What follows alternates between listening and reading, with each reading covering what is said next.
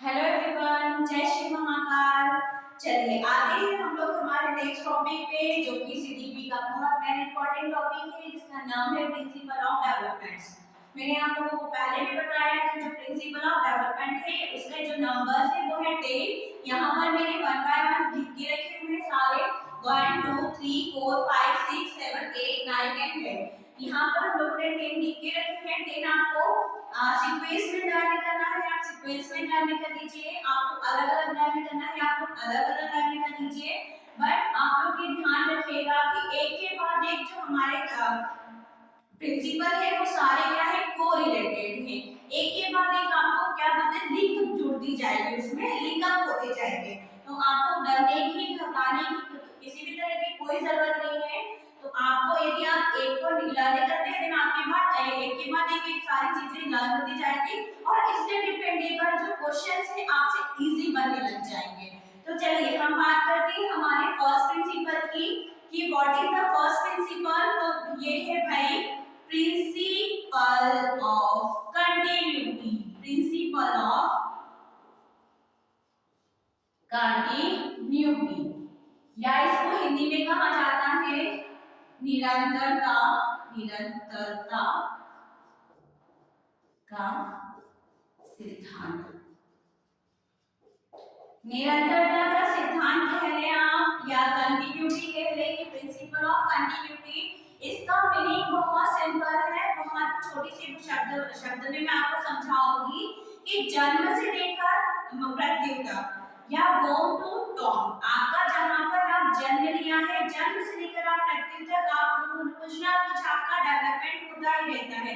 Development की जो परिभाषा हम देखेंगे, जब डेवलपमेंट की सिंपल सी भाषा देखेंगे तो वहां पर कभी भी किसी भी एक पर्टिकुलर पर्सपेक्टिव्स पे आप बात नहीं करते हैं, वो आपके 5 पर्सपेक्टिव्स पे या 5 एस्पेक्ट्स पे बात करते हैं, 5 अवधारणाओं पे बात करते हैं कि जो हमारा डेवलपमेंट है, जो हमारा विकास है, जो हमारा विकास है या विकास जो है हमारा, वो 5 एस्पेक्ट से वर्क करता है, तब जाके हम एक अच्छे ह्यूमन बीइंग साबित होते हैं सोसाइटी के लिए। तो कंटिन्यूटी का मतलब क्या है? कंटिन्यूटी का मतलब मैं आप लोगों को बहुत छोटी सी सिंपल सी ड्राइंग में बताती हूँ कि आप लोगों को सभी को पता है कि जब कोई लेडी जो होती कंसीव करती है तो वो छोटा सा, एकदम बिल्कुल छोटा सा होता है, इस तरह का डॉटेड आपको पॉइंट होता है। जो भी मदर है, मदर बन चुकी है, मदर बनने वाली, आप लोगों ने सब लोगों ने देखा होगा, क्योंकि 0 से लेकर 9 मंथ जो रहता है, यहाँ पर 9 मंथ में जो बच्चे का है, जो हमारे भ्रूण है, जो जिसका विकास कहाँ हो रहा है, इन द वोम, है ना, वहां पर हो रहा है। वहां पर तो इसका विकास रुका नहीं है, वहां पर भी वो डेवलप हो रहा है। देन उसके बाद क्या होगा, यहाँ पर 9 मंथ कंप्लीट हो जाएगा, जैसे ही हमारा बच्चा बर्थ करेगा, 0 साइज का था हमारा बच्चा, वो कुछ लेंथ होगी उसकी, कुछ उसकी हाइट होगी, कुछ उसका वेट होगा। तो वेट यदि मान लीजिए हम लोग हाइट के बारे में बात करें, वेट के बारे में बात करें, तो 2.5 kg टू 4.5 या 4.9 समथिंग, ये इतना एवरेज अप्रॉक्स हमारे मतलब हमारे इंडियन कल्चर में आपको यहाँ से लेकर यहाँ तक की रेंज के बच्चे आपको मिलेंगे कि यहाँ पर बर्थ के टाइम हमारा इतना वेट होता है। हाइट कितनी होती है, अभी हाइट का थोड़ा सा इशू है, क्योंकि कई बार कम हो जाती है, कई बार ज्यादा हो जाती है, प्रीमेच्योर डिलीवरी भी आप लोगों को पता होती है, ठीक है। तो यहाँ से बच्चा हमारा होता है आफ्टर 9 मंथ। आफ्टर 9 मंथ हमारा एक छोटा सा प्यारा सा बेबी जो है वो आ जाता है हमारे पास, छोटा सा, जिसको कुछ नहीं आता है। फर्स्ट डे में उसका उसने या अंडर ही किया है हमारी सोसाइटी में, हमारी लाइफ में। अब यहाँ पर वो छोटा बच्चा है, उसको कुछ नहीं आता है, वो सिर्फ एक या दो चीज जानता है, रोना जानता है, सोना जानता है, रोना जानता है, सोना जानता है। कुछ समय तक तो उसको अपनी आंखें भी खोलना नहीं आती, मतलब उसका डेवलपमेंट आंखें खोलने के लिए भी नहीं हुआ है, उसको टिकलिंग भी नहीं कर पा रहा है। फिर आफ्टर सम डे या आफ्टर 1-2 डे जो भी होता है, उसके बाद क्या करता है हमारा बच्चा, क्या करता है, आंखें खोलने लग जाता है। हमारा बच्चा जो है वो आंखें खोलने लग जाता है। भाई बड़ा सुंदर सा बच्चा हमारा, ड्राइंग हमारी कैसी है, थोड़ी ड्राइंग अच्छी है नहीं हमारी, आंखें खोलने लग जाता है। फिर उसके बाद बच्चा क्रोल करके चलने लग जाता है। भाई क्रोल कर रहा है, वो चल रहा है, हंस रहा है, बोल रहा है, ये सारी जो चीजें हो रही है वो हमारी आती है डेवलपमेंट में। जो जितनी भी चीजें हमारा बच्चा कर रहा है वो सारे डेवलपमेंट मतलब ग्रोथ में तो आ रही है। जो फिजिकल एक्टिविटी उसकी बढ़ती जा रही है, फिजिकल मींस उसकी हाइट बढ़ती जा रही है, उसका वेट बढ़ता जा रहा है, वो चलना सीख रहा है। चलना सीखना इज अ डेवलपमेंट, लेकिन हाइट बढ़ना, वेट बढ़ना दैट इज द ग्रोथ। ठीक है, फिर बच्चा रोल करा दे, उसके बाद स्टैंड होके वो चलने लगा है, चलने के बाद वो रन करने लगेगा, रन करेगा भाई, दौड़ने लग जाएगा, हमारा बच्चा बहुत अच्छे से दौड़ने लग जाएगा। उसके बाद बच्चा स्कूल जाएगा, स्कूल में बहुत सारी चीजें पढ़ेगा, ये सारा क्या है उसका डेवलपमेंट, उसका विकास है। जैसे जैसे उसकी एज बढ़ती जाएगी बच्चे की, हम लोगों को पता है कि 1 ईयर तक आते, 1 या 2 ईयर तक आते आते बच्चा क्या करने लग जाता है, बहुत अच्छे से वॉक करने लग जाता है। टॉकिंग में हो सकता है कुछ बच्चों को प्रॉब्लम हो, नहीं बोल पा रहा है, कम बोल पा रहा है, कुछ वर्ड ही बोल पा रहा है, वॉक एंड टॉक। अब ये वाली जो एज है 1 से लेकर 3 इयर्स वाली एज को बोला जाता है वॉकिंग एंड टॉकिंग एज। इसको बोला जाता है वॉकिंग एंड टॉकिंग एज, क्योंकि बच्चा यहाँ पर चलना सीखता है, बोलना सीखता है, समझना सीखता है, पेरेंट्स की बातों को समझना सीखता है। तो ये क्या है उसका डेवलपमेंट, क्योंकि पहले तो उसको कुछ नहीं आया था, जब वो बर्थ लिया था, जब वो आया था हमारी सोसाइटी में एंटर किया था, तब उसका कुछ नहीं होता। और हाँ, यहाँ पर एक चीज हो रही है कि यहाँ पर अचानक से कोई चीज नहीं होती है, कंटिन्यूटी मतलब 1 बाय 1 चीजें होंगी। ऐसा नहीं है कि बच्चा फर्स्ट डे आया और उसके उठ के बात करने लगा, no, that is not a continuity. ये तो डिसकंटिन्यूटी हो गए, या ये तो ये बोले कि मिरेकल हो गया, मिरेकल जैसा कुछ नहीं होता है। 1 बाय 1 स्टेप बाय स्टेप हमारा बच्चा जो है ग्रो करता है, डेवलप होता है।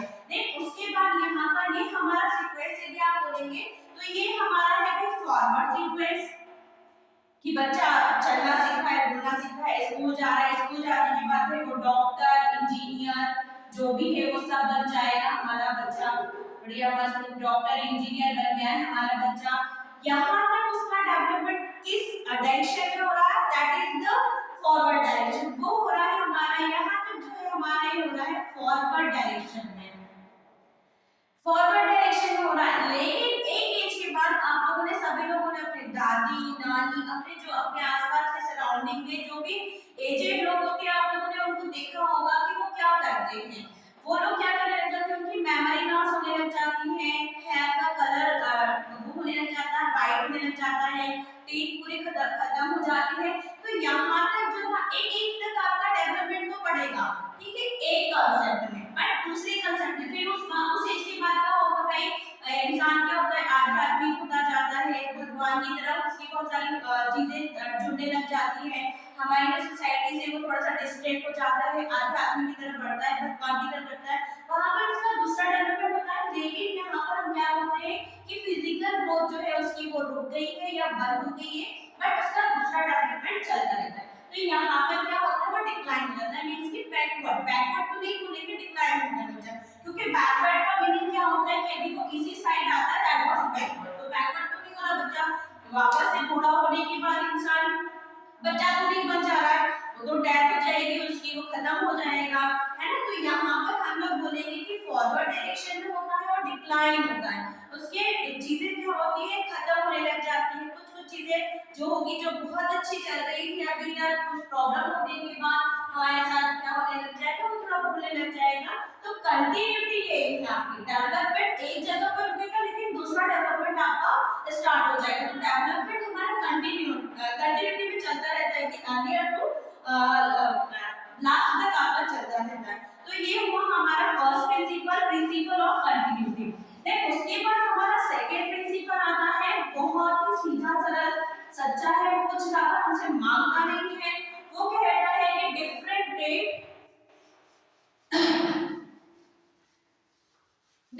रेट के ऊपर बात करता है। हमारा सेकंड प्रिंसिपल जो है, सेकंड प्रिंसिपल जो है हमारा, जो वो है क्या, principle of different rate of growth, rate of growth, या इसको कहेंगे विभिन्न वृद्धि का सिद्धांत। डिफरेंट का मतलब होता है विभिन्न। वृद्धि का सिद्धांत, अब देखिए यहाँ पर वृद्धि नाम आएगी, आपको बोलेंगे कि वृद्धि और विकास तो अलग है, यस बिल्कुल अलग है, लेकिन यहाँ पर वृद्धि से हम लोग एक बात बता दें आप लोगों ने देखा होगा कि जो बच्चे के पेरेंट्स होते हैं लंबे होते हैं, हेल्दी होते हैं, या कुछ उनमें कोई स्पेशल क्वालिटी होती है, जैसे हम लोग ऐश्वर्या राय का एग्जांपल है, देखिए ऐश्वर्या राय की भाई आईज बड़ी सुंदर है, उसकी नीली आंखें है, तो हो सकता है उसके बच्चे में भी एक हो। तो यहाँ पर क्या होता है डिफरेंट रेट ऑफ ग्रोथ, कोई बच्चा अपने जो जीन है, अपनी हेरिडिटी है, मतलब उसके पेरेंट्स है, थर्ड जनरेशन की भी कोई हेरिडिटी के साथ वो जीन के साथ वो पैदा हो सकता है। तो क्या यदि मान लीजिए हो सकता है पेरेंट्स नहीं हो, पेरेंट एवरेज हाइट के हो, एवरेज वेट के हो, बट उनकी जो क्या बोलते हैं उनकी एज में या उनके फैमिली में फर्स्ट टू सेकंड या थर्ड फैमिली में कोई हेल्दी हो, लंबा हो, तो क्या होगा बच्चे का वेट जो होगा ना वो उसके अकॉर्डिंगली डिपेंड करेगा कि जी फैमिली में यदि लंबे लोग होंगे तो ऑब्वियस बात है बच्चा लंबा पैदा होगा, फैमिली में यदि कोई हेल्दी है तो बच्चा हेल्दी पैदा हो सकता है। उसके साथ यहाँ पर क्या होगा ये पर्टिकुलर वन बाय वन सबके लिए अलग होगा, किसी के लिए सेम नहीं होगा। कोई बच्चे होते हैं जैसे प्रीमेच्योर हो गया, प्रीमेच्योर होने के बाद भी बच्चे क्या हो सकते हैं बहुत अच्छे जल्दी ग्रोथ कर लेते हैं, क्योंकि उसकी हेरिडिटी उसके जीन में ये क्या है एग्जिस्टेंस करता है, उसके जीन में ये शामिल है कि वो जल्दी से ग्रोथ करेगा। कोई बच्चा ऐसा होता है पेरेंट्स बहुत ही ज्यादा मतलब क्या बोलते हैं एक्यूरेट है, बहुत ज्यादा स्मार्ट है, इंटेलिजेंट है, तो उस वो इंटेलिजेंस क्या होगी उस बच्चे में भी आ सकती है। तो डेवलपमेंट हमारा उस पर भी डिपेंड करता है कि पेरेंट्स के जीन या पेरेंट्स के जो जीन है वो हमारे बच्चे में आएंगे। तो डिफरेंट यहाँ पर ये होगा कि पर्टिकुलर वन बच्चा को अनदर बच्चा, कई दफे आप लोगों ने देखा होगा कि सेम क्लास में आप नर्सरी में हो, आप एलकेजी में हो, आप यूकेजी में हो, फर्स्ट में, फिफ्थ में, एट्थ में, कहीं पर हो। कई बार ऐसा होता है कि कोई कॉन्सेप्ट आप समझा रहे हो, किसी एक बच्चे को बहुत जल्दी समझ में आता है, वही कॉन्सेप्ट दूसरे बच्चे को समझने में प्रॉब्लम लगती है। तो यही डिफरेंट रेट ऑफ ग्रोथ कि बच्चे का जन्म किस परिस्थिति में हुआ, किस हालतों में हुआ है, किस जगह पर हुआ, किस पेरेंट्स के का वो बच्चा है, तो उसके अकॉर्डिंगली भी आप लोग क्या कर सकते हैं कि विभिन्न सिद्धांत को, विभिन्न वृद्धि को आप समझ सकते हो कि हर बच्चा इसमें यहाँ कहलाते हैं कि एवरेज चाइल्ड इज यूनिक, आपका हर बच्चा आपकी क्लास में 30 बच्चे 35 बच्चे जो है यूनिक मेंटल है, उनका स्टेटस क्या है अपने आप में 100% है, हमको वहां तक लाना है, इसलिए हम लोग ये पढ़ते हैं कि डिफरेंट रेट, इसीलिए एलिमेंट 2020 में इन्हीं सारे प्रिंसिपल पर फोकस डाल के हम लोगों को सारे अलग अलग मेथड दिए कि यदि कोई बच्चा पर्टिकुलर किस एरिया में नहीं है, उस एरिया में नहीं है, तो आपको क्या करना है उसको किसी और एरिया में लेके जाना है और वहां पर उसका डेवलपमेंट करवाना है ना। देन ये हो गया हमारा सेकंड देन उसके बाद थर्ड प्रिंसिपल आता है हमारा principle of sequence, very important, बहुत इंपॉर्टेंट, इसके लिए हरलॉक सर ने एक बहुत अच्छी बात कही है, प्रिंसिपल ऑफ सीक्वेंस। सीक्वेंस क्या होता है, कोई भी ऐसा नहीं है, सीक्वेंस को कहा जाता है विकास क्रम का सिद्धांत, विकास क्रम का सिद्धांत, जो हमारा प्रिंसिपल ऑफ सीक्वेंस है विकास क्रम का सिद्धांत पर्टिकुलर बच्चे में हर किसी में, चाहे वो ह्यूमन बीइंग है, एनिमल है, सबका सीक्वेंस सेम होता है। कोई भी बच्चा पैर से नहीं बढ़ता है, वो हमेशा उसका जो भी डेवलपमेंट होता है वो हेड टू टो होता है, अप टू लोअर होता है। मींस की यहाँ ये मैं कहना चाहूँ एक सिंपल सी लैंग्वेज में कि हमारा जो बच्चा है वो हेड, हमारे जो सुंदर सा बच्चा है इसका जो भी डेवलपमेंट होगा वो होगा हमारा head to toe, head to toe means कि उसका क्या होगा वो पहले बच्चा सर का जो डेवलपमेंट होगा, क्योंकि आप लोगों ने देखा होगा बच्चा क्या बोलते हैं रिप्लाई देना पहले शुरू करता है एज कंपेयर टू वो रन करना चलना बाद में सीखता है, लेकिन आप बच्चे से बात करेंगे तो आफ्टर 2 3 4 मंथ बाद क्या करेगा बच्चा स्माइल करना शुरू कर देता है, बच्चा ट्राई करना शुरू कर देता है, बच्चा आपको पहचानना शुरू कर देता है। तो यहाँ पर विकास का क्रम जो होगा वो सभी के लिए एक जैसा होता है, किसी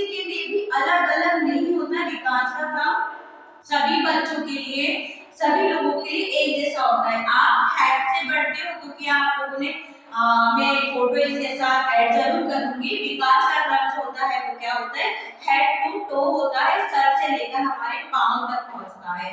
क्योंकि बच्चा पहले डेवलपमेंट यहाँ पे हेड से होता है, देन उसके बाद क्योंकि आप लोगों ने एक चीज और सुनी होगी कि क्या होता है, बच्चे के जो फर्स्ट 3 इयर्स होते हैं वो बहुत ही डेवलपिंग ईयर्स होते हैं। आप उस टाइम में बच्चे को जो सिखाना चाहते हैं आप सिखा सकते हैं। तो कहाँ हो रहा है कि जो डेवलपमेंट जो हो रहा है वो मेंटल डेवलपमेंट हो रहा है बच्चे का, सर में हो रहा है। सारी इतनी सारी वर्ड्स हमारे बच्चे को डाल सकते हैं हम, जो भी सिंगिंग, रनिंग, जो मैक्सिमम आपको बहुत सारे हमारे पास टैलेंट शोज भी आने लगे हैं जिसमें हम देखते हैं कि 6 ईयर के बच्चे इतना कमाल कर रहे हैं। तो यहाँ पर क्या होता है कि जिस भी पार्ट को आप डेवलप करेंगे वो इस एज में जाकर बहुत अच्छे से डेवलप होता है। उसके बाद आता है हमारे डायरेक्शन का, प्रिंसिपल ऑफ डायरेक्शन। डायरेक्शन भी क्या है भाई, सीक्वेंस, जैसे हमारा पूरा सीक्वेंस हमारा एक है वैसे ही हमारी डायरेक्शन भी होगी कि हेड टू टो हो रहा है। ये हमारा 4th नंबर का प्रिंसिपल है और ये है हमारा दिशा का सिद्धांत, इसको कहा जाता है दिशा का सिद्धांत। सीक्वेंस सभी में सेम रहेगा, किसी में नहीं चेंज हो जाएगा, सेम दिशा भी सभी में सेम रहेगी। कोई ऐसा बंदा या बंदी नहीं होगा जो कि पहले उठ के बोलने लग जाए कि मम्मा खाना दे दो और बाद में चलना शुरू करे, ऐसा किसी में नहीं होता है। तो दिशाएं भी क्या होती है हमारी, और ये यूनिडायरेक्शनल होता है। आपको बता दें यहाँ पर जो होता है ये यूनिडायरेक्शनल होता है, एक दिशा में चलता है, मल्टी डायमेंशंस नहीं होते यहाँ पर। यहाँ पर क्या होगा, बच्चा पहले यहाँ पर आपको एक नया वर्ड इंट्रोड्यूस करवाऊंगी, मोटर, है ना। मोटर का मतलब क्या होता है, बच्चा चलना शुरू करता है, बच्चा बोलना शुरू करता है ना। तो पहले बच्चा बोलना शुरू नहीं करता है, पहले बच्चा चलना शुरू करता है। 10-12 मंथ में बच्चा थोड़े से वर्ड्स बोल सकता है, लेकिन 10-12 मंथ में 15 मंथ में बच्चा बहुत अच्छे से चल सकता है।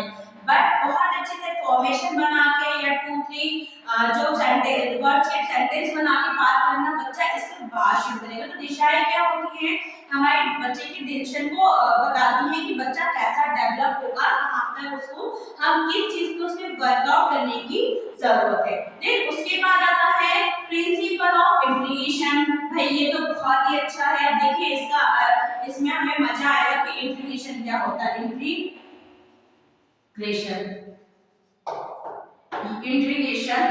एकीकरण का सिद्धांत, एकीकरण का सिद्धांत 5th नंबर का है एकीकरण का सिद्धांत। इससे जरूर से जरूर आपको दिखेगा यहाँ पर कम से कम आपको 1 से लेकर 2 क्वेश्चंस आपको इस वाले टॉपिक से मिलते ही हैं।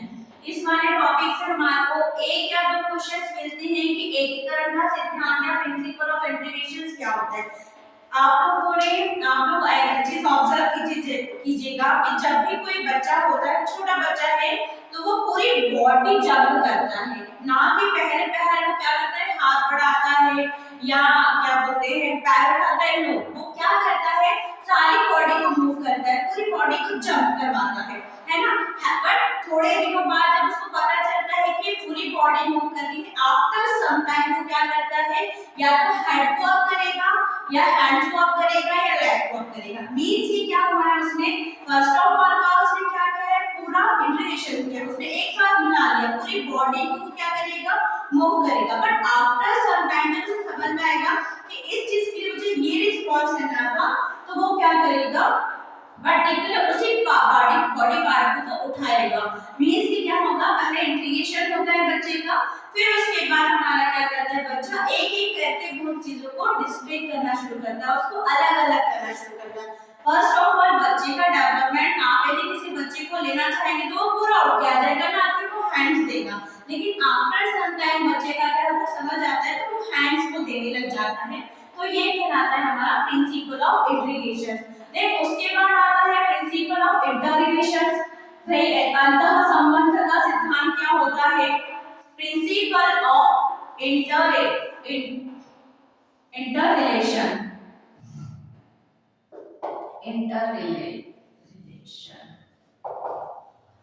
अंतः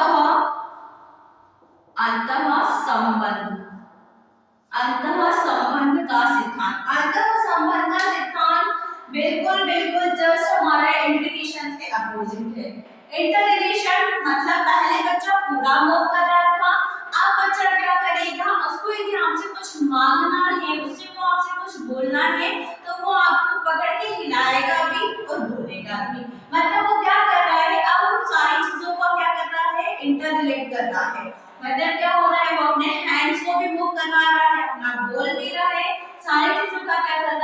रिलेशनशिप, इंटर रिलेशन मतलब जोड़ के आपसे बात कर रहा है बच्चा। ये यहाँ तक जाते जाते हमारा बच्चा जो है वो हो जाता है 18 to 24 मंथ का। जहां तक हमारा बच्चा हो जाता है 18 to 24 मंथ का या 2 साल तक का बच्चा हमारा बहुत अच्छे से इंटर रिलेशन करने लगेगा। उसको अपनी बात मनवाना आने लग जाती है कि वो अपनी बात कैसे मनवा सकता है, रोकर मनवा सकता है, हंसकर मनवा सकता है, जिद कर मनवा सकता है या कैसे। तो यहाँ पर आपको एक क्वेश्चन और पूछा जा सकता है कि वो कौन सी एज है जो बच्चे की जिद वाली एज कहलाती है, या वो कौन सा रिलेशन है या कौन सा प्रिंसिपल है जो ये बता रहा है कि बच्चा जिद्दी हो रहा है या बच्चा बातें सुन रहा है। तो कौन सा है, इंटर रिलेशन। आपको बच्चा पूरा फोर्सफुली नहीं कहेगा कि यहाँ पर मुझे क्या करना है, मेरी बात मानिए और ये करिए। तो यहाँ पर इंटर रिलेशन वो सारी चीजों को करेगा, हमारी जितनी भी आसपास की चीजें हैं उसमें आपको बताएगा कि यहाँ पर मुझे ये चाहिए, मींस की ऐसा कीजिए, हाथ मिलाएगा, बोलेगा, सारी चीजें वो क्या करेगा, जो भी उसने अभी तक डेवलपमेंट किया है वो सारा वो यहाँ पर यूज करना शुरू कर देगा। अब आते हैं हम लोग, जो मेन है हमारा बहुत ही अच्छा है, individual principle of individual difference. Principle of individual difference या व्यक्तिगत भिन्नता का सिद्धांत। प्रिंसिपल ऑफ इंडिविजुअल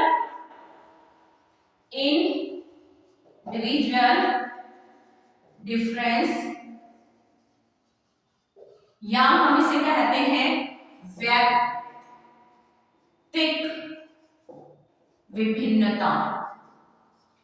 व्यक्तिगत विभिन्नता का सिद्धांत। व्यक्तिगत विभिन्नता का सिद्धांत क्या होता है, ये है हमारा 7 नंबर का। व्यक्तिगत विभिन्नता क्या होती है, देखिए मैं आपको इससे पहले हम लोग डायरेक्शन में और मैं आपको यहाँ पर rate of growth, different rate of growth में एक चीज बता चुकी हूँ कि मान लीजिए बच्चा जिस माहौल में पढ़ा है, जिस चीज में पढ़ा है, वो उसी से कोरिलेट करेगा। यदि बच्चा अच्छे, मान लीजिए मदर को सारी चीजें बहुत अच्छी मिली है, पेरेंट्स बहुत अच्छे हैं, तो बच्चा क्या करेगा, उसी के अकॉर्डिंग वर्क करेगा। अब व्यक्तिगत भिन्नता क्या होती है कि पर्टिकुलर कोई बच्चा ऐसा होता है जो बहुत ही टॉकेटिव होता है, बहुत रनिंग होता है, बहुत वॉकिंग होता है, टॉकिंग होता है, मतलब बहुत सारी चीजें उसमें ऐसी होगी, हमें लगेगा यार ये बच्चा तो बिल्कुल अलग है, दूसरा बच्चा तो बिल्कुल अलग है।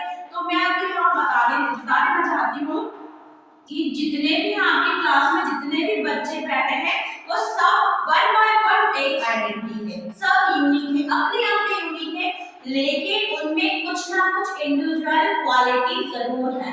इंडिविजुअल क्वालिटी मतलब बच्चा अच्छा बोल रहा होगा, बच्चा अच्छे से सुन रहा होगा, बच्चा अच्छे से रिप्लाई कर रहा होगा, बच्चा प्लेग्राउंड में अच्छा होगा, बच्चा क्लासरूम में अच्छा होगा, बच्चा और अदर चीज में मेंटल एबिलिटी में अच्छा होगा, बच्चा रेसिटेशन में अच्छा होगा, बच्चा सिंगिंग में अच्छा होगा। तो ये क्या कहलाते हैं, इंडिविजुअल डिफरेंसेस, मतलब बच्चे की जो डेवलपमेंट सबसे ज्यादा हुआ है वो डिफरेंस आपको यहाँ पर अपनी क्लासरूम में देखने को मिलेगा ही। इंडिविजुअल डिफरेंस क्या कहलाते हैं कि पर्टिकुलर आपके साथ जो बच्चा है, आपके साथ जो बच्चा बैठा हुआ है वो क्या करेगा, सीधे सीधे आपसे बात करेगा अपने पर्सपेक्टिव में कि मैं ऐसा है। और यहाँ पर इंडिविजुअल डिफरेंस में बच्चे के अंदर मैं की भावना जरूर आती है, मैं की भावना या आए, मैं ऐसा करता हूँ, मैं वैसा करता हूँ, मेरा ये करो, मम्मा ऐसा करो, ये सारी चीजें क्या होती है इंडिविजुअल में, क्योंकि बच्चा अपने आप को एक्सप्रेस करना यहाँ पर सीखता है। इस रिलेशन से या इस प्रिंसिपल में बच्चा अपने आप को एक्सप्रेस करना सीखता है। तो इंडिविजुअल डिफरेंस, बच्चा अच्छा है, बच्चा का जिस तरह से डेवलपमेंट हुआ है वो सारी चीजें हम क्या कह सकते हैं यहाँ पर इस प्रिंसिपल में हम लोग बताते हैं। अब 8 नंबर का जो हमारा प्रिंसिपल है भाई बहुत ही अच्छा है कि यूनिफॉर्म पैटर्न को फॉलो करता है हमारा जो डेवलपमेंट है, uniform pattern. Principle of uniform pattern, uniform pattern ये हमारा ये एकता का सिद्धांत। यूनिफॉर्म पैटर्न या एकता का सिद्धांत क्या होता है, देखिए यूनिफॉर्म का मतलब क्या होगा, अभी हम लोगों ने बोला कि इंडिविजुअल बच्चे में जिस क्वालिटी को उसने बढ़ाया है, जिस चीज को उसने ज्यादा सीखा है, बच्चा उसी के ऊपर वर्क करेगा। लेकिन यूनिफॉर्म पैटर्न का मतलब क्या होता है कि हर बच्चा एक ही सीक्वेंस में बढ़ेगा, हर बच्चा एक ही जैसा बढ़ेगा। ऐसा नहीं होगा कि कुछ चीजें बच्चा पहले, जैसे हम पहले भी बोल चुके हूँ कि बच्चा पहले लर्न नहीं करने लग जाएगा, बच्चा पहले बोलेगा, बच्चा पहले कुछ बोलेगा, कुछ मांगेगा, देन उसके बाद वो गिव एंड टेक वाला काम होगा कि पहले वो आपको देगा देन आपसे लेगा, ठीक है ना। तो यूनिफॉर्म पैटर्न क्या होता है, यूनिफॉर्म पैटर्न की एक जैसा, चाहे वो कोई भी हो, हम ह्यूमन की बात करें या एनिमल्स की बात करें, तो जो भी जिस भी कैटेगरी में जिस भी क्या बोलते हैं कि ह्यूमन है, तो ह्यूमन की कैटेगरी में जिस तरह से पैटर्न होता है, डेवलपमेंट होता है, वैसे होगा। और अदर स्पेसीज या एनिमल्स होंगे उनका उसी फॉर्म में होगा। ऐसा नहीं होगा कि कोई बिल्कुल एकदम हमारे हम लोगों को पता है कि आफ्टर 9 मंथ बाद बर्थ होता है बच्चे का, है ना। कुछ कंडीशंस होती है कि प्रीमेच्योर डिलीवरी हो जाती है, वो अलग केसेस है।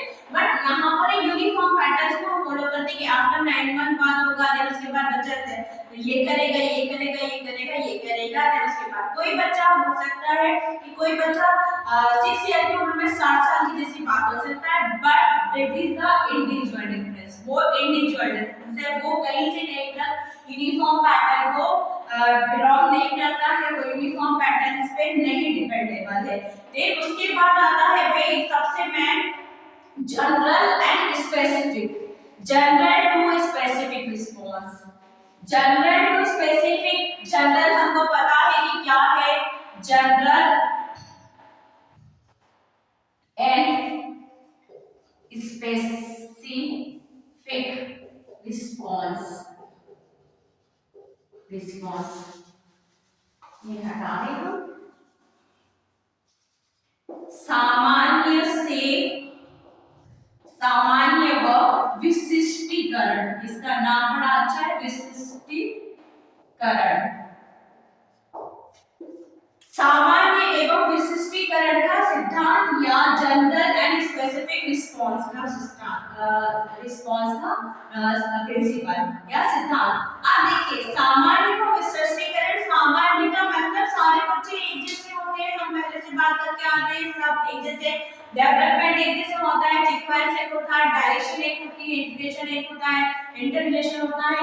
यहाँ पर हम लोग ने देखा इंडिविजुअल डिफरेंसेस होते हैं बच्चे में, ठीक है। अब वहां पर क्या होगा, देखिए पहले कोई बच्चा ऐसा नहीं करेगा कि पहले कोई बच्चा सिंपल सा रिस्पांस करेगा आपसे यस नो, बट जब उसका डेवलपमेंट बहुत अच्छे से होने लग जाएगा तो आपसे क्वेश्चनिंग करेगा, आपसे प्रश्न पूछेगा, ये होता है विशिष्टीकरण। जनरल टू स्पेसिफिक, इसमें हम लोग बहुत सारी चीज पढ़ना है हम लोगों को। नेक्स्ट जो हमारा टॉपिक है एब्स्ट्रैक्ट टू कॉन्क्रीट में जाते हैं हम लोग, मूर्त टू अमूर्त में जाते हैं, ठीक है। जनरल टू स्पेसिफिक, जनरल का मतलब सिंपल सा, सारे बच्चे एक जैसे होते हैं हमने देखा है, बट क्या होता है आप लोगों को बता दें कि कुछ बच्चे ऐसे होते हैं इतना क्वेश्चनिंग होते हैं कि ये कैसा, वो कैसा, ऐसा कैसा, वैसा कैसा, ये सारी चीजें क्या होती है स्पेसिफिक रिस्पांस आती है। मतलब उसकी क्या होती है, यहाँ पर एकदम स्पेसिफिक रिस्पांस की बात करें तो यहाँ पर बच्चे की क्यूरोसिटी बहुत ज्यादा बढ़ने लगती है ना। और ये 0 से लेकर 24 मंथ या 1 से लेकर 2 साल 3 साल तक के बच्चों में बहुत ज्यादा होती है। हम आपको बताते हैं 2 to 3 इयर्स के बच्चों में, 2 to 3 इयर्स के बच्चों में जो होती है क्यूरोसिटी बहुत ज्यादा होती है, बहुत ज्यादा होती है, इतनी ज्यादा होती है, इतना उनको जानना होता है कि ऐसा, इवन वो आपसे 10 बार कोई चीज पूछेगी कि क्या हो रहा है, क्यों हो रहा है, कैसे हो रहा है, क्यों हो रहा है। तो यहाँ पर क्यूरोसिटी क्या होती है, बहुत ज्यादा बच्चों की बढ़ी हुई होती है, इसलिए वो क्या करते हैं पहले जनरल रिस्पांस करेंगे, देन उसके बाद वो क्या करेंगे स्पेसिफिक रिस्पांस करने लग जाएंगे उसी चीज के लिए। आपने बोला पानी, आपने बच्चे को पानी दिया, अब बच्चा आपसे ये क्वेश्चन करेगी कि पानी कैसे बनता है ना, ये क्वेश्चन कर ले। आपने उसको खाना दिया, खाना उसने बोला चलिए आपने बताया कि खाना मैंने बनाया है, कैसे बनाया है, ये बनाया है, फिर बच्चा ये पूछेगा कि जो आपने रोटी बनाई है ये किस चीज से बनाती है, मींस कि ये क्या कहलाता है, उसका स्पेसिफिक रिस्पांस कहलाता है। अब आते हैं हम लोग हमारे लास्ट प्रिंसिपल पर कि principle of interaction of heredity and environment. Last है हमारा बहुत ही अच्छा है प्रिंसिपल ऑफ लास्ट हमारा 9th नंबर सॉरी 10 नंबर का है प्रिंसिपल ऑफ